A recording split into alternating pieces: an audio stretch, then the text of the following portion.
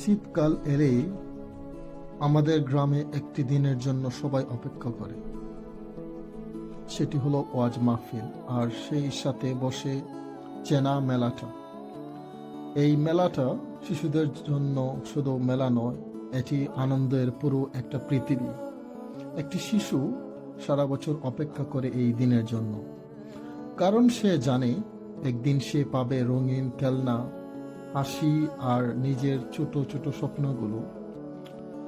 আজ আমি সেই মেলাতেই গিয়েছিলাম। হঠাৎ করে হাঁটতে হাঁটতে মনে হয়ে গেল আমি যেন নিজের শৈশবের ভিতর দিয়ে হাঁটতেছি। আমিও ঠিক এভাবেই কোনো একদিন মেলার জন্য দিন গুনতাম। হাতে কয়টা টাকা নিয়ে কি কিনবো, সেই উত্তেজনাটা আজও আমি ভুলিনি। সময় বদলেছে, আমরা বড় হয়েছি, কিন্তু এই মেলা, এই আলো, এই কোলাহল আজও শৈশবের কথা মনে করিয়ে দেয়।